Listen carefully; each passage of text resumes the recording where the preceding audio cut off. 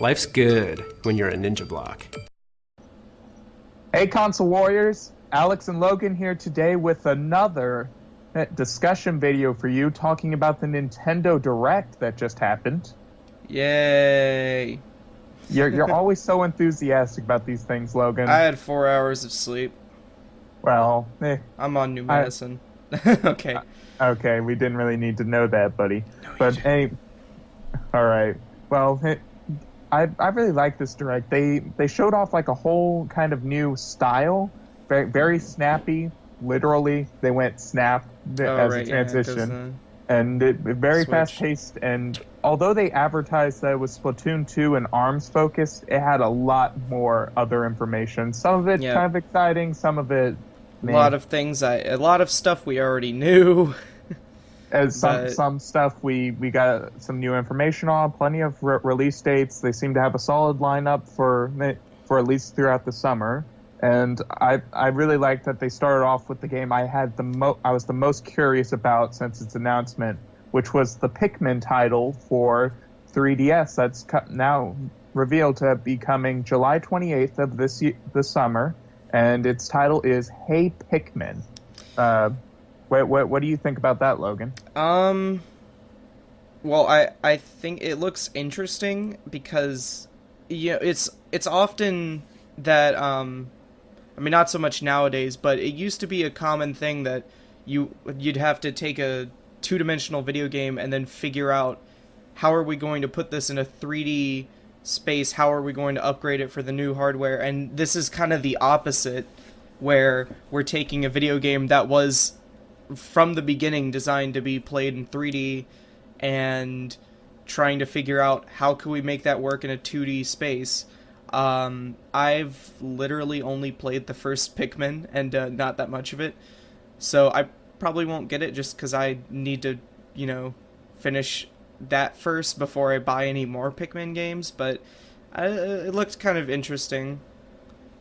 Yeah, I mean, I've only recently gotten into the Pikmin series myself with Pikmin 3 and borrowing your copy of Pikmin 1. Yeah. But it's a fairly fun game, and considering it's one of the last few first party titles for 3DS, it seems like I'll definitely be picking it up at some point. Yeah, it's nice to see that they aren't completely abandoning the 3DS yet, which, I mean, it's not really smart to completely just, let go of a system that's been doing well in favor of a new one that not everyone has bought yet, which is kind of what's happening with the Wii U, which is unfortunate.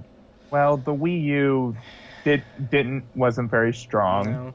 And the Switch had a very, very good launch, but speaking more closer to Pikmin, we saw some footage. We're not going to show it here because copyright. Yeah. But we do have one or two screens, and it seems more touch screen based. I need to find a stylus. Yeah. If I'm going to play it. But it seems like a not like a good use of the touchscreen without being... Well, I guess that's not really something nowadays, but I don't know if you remember way back around the beginning of the Nintendo DS's life when developers...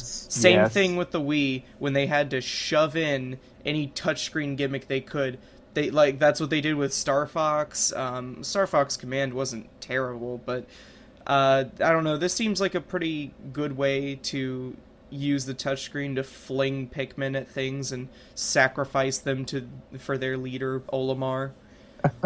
Yeah, and it also takes both the top screen and the bottom screen, which isn't something we haven't seen in quite a while. I mean, we used to see this all the time back in the early days of the DS. Yeah, back when the screens had equal width.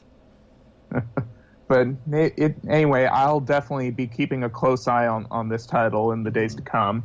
And they announced a new Pikmin amiibo to release alongside the game. Oh yeah, the amiibo looks cool. And speaking of amiibos, they've also announced several other new additions to the amiibo line. First off, we're getting the last of the Super Smash Bros. Series of amiibo. Finally. Yeah, we get Bayonetta, we get Robin. Corrin. Corrin. My bad. Yeah, we're not getting And DC characters in Smash Brothers yet. and whoever the big guy with the giant Cloud. sword is. Oh yes, the Cloud. One syllable. It's not that hard to remember. Well, it is for me because they all look the same to me. Well, yeah. Oh! Yeah, but no. The problem is that I can't forget about all the times that I've gone on For Glory to see Cloud spammers. I hate Cloud in this game so much, but I used to like Final Fantasy VII as a kid, so maybe I'll get the amiibo. Anyway, I'll it's probably finally, get Corrin too because I do like Corrin and Smash. well, it's finally good to see that they're finally bringing an end to this Super Smash Brothers Yeah. series. You know, it only took them 3 years. Speaking of some other amiibo, they also announced that another line of Zelda 30th Anniversary amiibo will be releasing this year, based on Kid Link from Majora's Mask, I believe the Link from Twilight Princess, Yeah. and the Link from Skyward Sword. So, Was there a thoughts on fourth that? one, or am I remembering it wrong? There are tons of Zelda amiibo, but those were the 3 Zelda amiibo that they announced. Honestly, they didn't really enthuse me that much. I'd rather just get the rest of the 30th anniversary amiibos from that they released first, but maybe sometime down the line. I just don't know how many links I need to own. Well, if you have Zelda Breath of the Wild, I'm sure they'll be useful in unlocking all those extra tunics. Oh, they would be if my gamepad would still read amiibos. Well, that's too bad for you then. And I believe the last line of amiibo that they also announced was for the upcoming Splatoon 2, which are just variants of the Inkling Boy, the Inkling Girl, and the Squid. And speaking of Splatoon 2, they also covered that in the Direct. Nate, what did you Yeah, think there's of like the a coverage? horde mode now or whatever. No, it wasn't a hard mode. It was No, some sort of... horde mode, like a bunch of enemies, and you and your friends have to defend Hey. yourselves while they keep coming. It's a very different kind of mode than the kind of modes we got in the first Splatoon. I'll be happy to check that Yeah, out. I still haven't played Splatoon 1, but it's nice to know that my Wii U will be completely obsolete by the time the Switch comes out. Not really, but but the Switch is already out, Logan. crap. I meant by the time I get one, which is probably Oh. going to take a while, but yeah, they missed a huge opportunity here to call it Splatoon. Yes, Splat number 2. I believe we had a similar conversation back when We the game was probably first did. announced. Back when we did that discussion video with Colin from Block. Anyway, next, something that I know you and me are excited about. Da da da da da da da da da da da. Okay, you don't want me singing, but No. but so they showed off some more of Sonic Forces, which is a surprise. We Yeah. learned more about a Sonic game in a Nintendo news update. You know, What's happening to the world? Go back in time and tell those 90 kids, yeah, you got to pay attention to Nintendo to know more about Sonic. What has And happened to our world? But they showed off some of the trailer footage that we've seen before, but they also showed off a brief little snippet of classic Sonic's gameplay. He 2D running through a green hill zone with that instead of water it has sand. That looked pretty interesting. We also got a little bit of hint of a story where Eggman has taken over 99% of the world, and that last 1% is made up of Sonic and the Resistance. So, what do you think of that, Logan? All right, let's go into super negativity mode. Green Hill Zone again? Seriously? Oh, come on! I love Green Hill Zone. It's I do always my too, favorite but I zone. don't want it in every Sonic game. Dude, Also, it's, please don't it- bring back classic Sonic. Well, okay, have more Really? Sonic Manias, but I'm sorry. And who's this third guy? Who's this mysterious character that no What? one? Why do we need more characters, Sega? Who? I mean, judging by the silhouette, it's either Bubsy the Bobcat or Cool Cat. But well, I've actually heard an interesting theory to where it could be an original character generator that places you oh as yeah, Sonic, or in a Sonic-like role. you get to make that- your own terrible fan character. Which, if that happens, that will be amazing. This will be the Dragon Ball Xenoverse of Sonic games. That's just some theories I've heard. But that would be amazing. Just game theories. I'm sorry. Ha ha ha. But that would be amazing. I mean, we could possibly get the chance to have a style that mixes 2D and 3D, and it's you or your own Sonic character. That would be very interesting. Or it could just be an entirely new character. My money is on that it's Mr. Needle Mouse. Who Yeah. never quite made his debut back in Sonic 4 Episode 1. It's Ray the Flying Squirrel. Confirmed. No. Well, I don't know. It feels weird to me to have classic Sonic in there, and with modern Sonic, and then just some other random person. If it is a character generator, then I would love that so much. My inner 8-year-old would be so happy. But yeah, I was really hoping for Boom Sonic though, and you know why? I mean, 25th anniversary title. Yeah, 3 reasons. 1, it makes sense because that's another prominent incarnation of Sonic that Sega's been pushing recently. 2, we'd get to have Boom Eggman.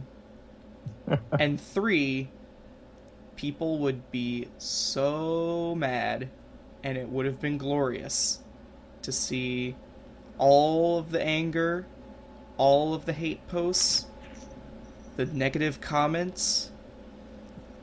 You are the Sonic fan base, aren't you? You just feed off of despair and hatred. Certain portions of it. Or are you just the internet? Certain portions of it. Anyway, one thing that confused me though was the guy who was doing the voiceover for that snippet. He referred to classic Sonic as who is this alternate Sonic called here by Eggman. How will he make it back to his world? Why is he referring to him as like he's from another universe rather than just a past version of Sonic? And why is he talking about him like we haven't already played as him? Next to modern Sonic. It might have just been how they wrote that down, but that kind of confused me a bit. See, part of me wants to say, oh, it's just a trailer, it's just marketing stuff, it doesn't really matter that much, but then there's always going to be those people that are going to pour over every frame, and they're going to be sitting in their basements drawing up diagrams and printing out charts and just doing calculations, obsessed with finding every single detail. What? We don't need to know your hobbies. No, I'm talking about Game Explain. Oh no, I don't even watch trailers for stuff I'm excited for. But anyways, but I don't want spoilers.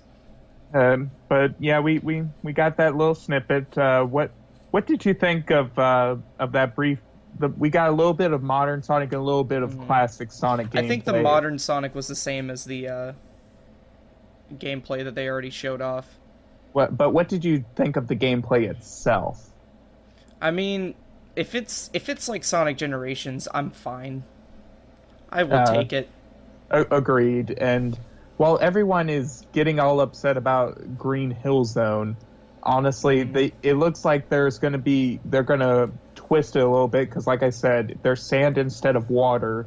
That means that it'll have a different level layout, and Green Hill Zone usually has one of the most solid designs when it's used throughout the Sonic series. Well, actually, here's what I'm sort of hoping for. As much as I don't want to have Green Hill Zone in there again, what I'm kind of hoping for is that maybe the first act or whatever will be normal and peaceful and idyllic and all that, and in the second act, Eggman's gonna come in or whatever, with a bunch of robots and just bomb everything, and everything's just gonna be like blown up and on fire and whatever in the second act, kind of like Angel Island and Sonic 3. I think the world is already The world's like probably, that. yeah, I guess. And you just find these little snippets of where Eggman doesn't quite have his fist around it completely yet, but there's still a lot of signs of his influence. Eggman rules the world. Does that mean? I'm excited to see him rule the world. Yeah. Does that mean Freedom Fighters confirmed, or that this is, or that this is a Sonic Chronicles sequel? We'll just have to stay tuned. Nah, Ken Penders would lose himself over that. But anyway, then they showed off a little snippet of Sonic Mania, nothing we haven't seen before. There might be a little bit that was new, but it's not really that exciting. It was just a brief snippet, just confirming that it's still in just confirming that it exists. Well, just clarifying that it's coming to Switch and it'll be in the summer 2017 window. Assuming it doesn't get pushed back. Well, speaking of pushing, the next thing that they talked about a bit more in depth was ARMS. Well, that was a segue. Yes, I am segueing so hard. I was thinking that we'd be talking about another Pushmo sequel, but okay. What did you think of ARMS? I'm actually pretty interested. It honestly looks pretty fun. I know you're into fighting games now. Yeah, which obviously it's not a normal fighting game, but it looks like it'd be a fun game. I mean, it looks like there's definitely going to be some depth in there. You know, maybe some Evo-worthy gameplay, but also, something incredibly casual and fun that you could introduce to anybody and they'd get the hang of it. Kind of like Smash Brothers. So that's kind of Nintendo's approach to fighting games, which is a very historically, it's been a very insular and difficult to get into genre in terms of complexity and whatnot. So,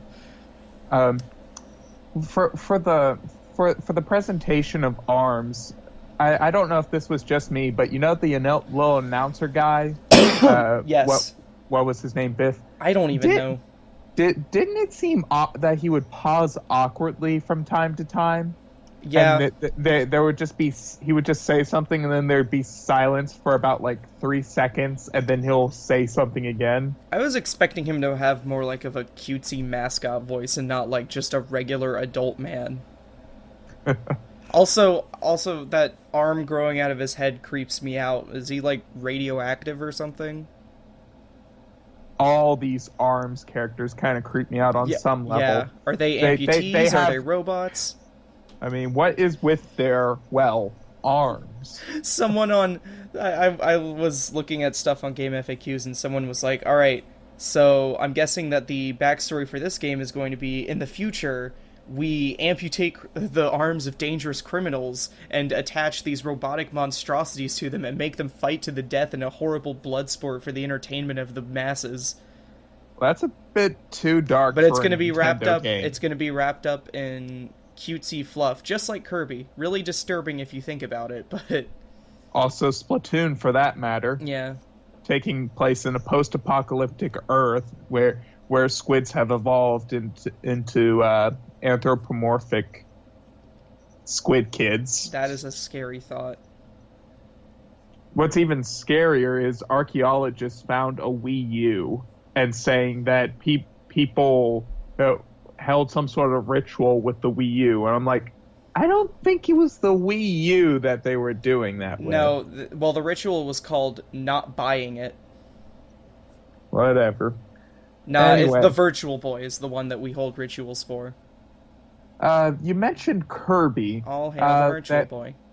Which leads us into our next topic, Kirby's 25th anniversary, which I'm surprised that they even acknowledged at all, considering the very cold reception that Metroid's 30th anniversary Kirby received. makes money. Kids buy Kirby. Kids don't buy Metroid. Kids I- just think Metroid is the guy in the armor in Smash Brothers, You mean he's not? and also the girl in the blue stuff with the gun. Well, anyway, they announced 3 titles. To one of which was a free to start title called Kirby Clash Deluxe, I believe. I forget the exact name, but yeah. But basically they're just extended versions of the sub games from Kirby Planet Robobot. See, what I was... Which is Oh, something yeah. that they've done before. I've actually already downloaded the Kirby Clash Deluxe. Because they said it's available to download right after the presentation. I've been playing it a little bit, and I did think that the original sub game could have been better if it had a bit more depth, and they seem to have implemented that here. See, I haven't played the sub game, but the thing that kind of seemed odd to me was the fact that each character has one rigid role, which does that kind of go against the whole concept of Kirby being able to take abilities from enemies and adapt to different situations with them, or Well, I don't know. they kind of had to change it to fit Yeah. what their direction, what they were going for. But- And I really like that. It's a lot more in depth, and even better, I don't have to pay for this one right off the well, bat. yeah. See, that But- was the thing. That was the thing that kind of made me a bit wary. Was not free to play, free to start. Because usually when developers say free to play, it's you can buy, a little boost or whatever, maybe cosmetic items. But free to start, is it going to be like Well- Super Mario Run? No, it's nothing like that. You have like this vigor, and each mission costs a certain amount, and it recharges over Oh, time. so it's like Fire Emblem Heroes. And you pay for that using these gem apples, Mm-hmm. which you get through completing missions. Over time, you have this little tree that gives it like every Yeah, 12 okay. hours. Or, you could pay for more with Yeah. actual cheddar. Okay. Yeah, because that's how Fire Emblem Heroes is, where, like, each battle or whatever requires a certain amount of stamina, and you have to, like, gradually recharge stamina or pay for a potion, which I've never done, because I think- honestly, like, once I run out of stamina, it's not a particularly deep game, so, I'm just like, okay, I'll do something else. Well, this game, I don't see myself spending too much time. Just like maybe once a day if I'm just bored and want Definitely not any money. fix. Yeah, they just spend a little bit of time with it, and it's a fun distraction. The second one was Kirby's Blowout something. But it was basically an extension of the Kirby 3D Rumble subgame, which you suck up enemies and try to get as many in your mouth as you can and spit them out at the others. And it's a fully 3D Kirby experience, only no copy abilities. Well, I mean, top down, but yeah. But yeah, it's that one you actually have to pay for, and I believe it releases sometime this summer. I might skip out on that one. Maybe. And they also announced a multiplayer Kirby game due to release sometime this winter. They didn't show off any footage or anything like that, but that'll be interesting to at least keep an eye on. But I'm not going to have my hopes up for that one. Yeah, it's hard for me to get people to play video games with me. Yeah, Well, sometimes.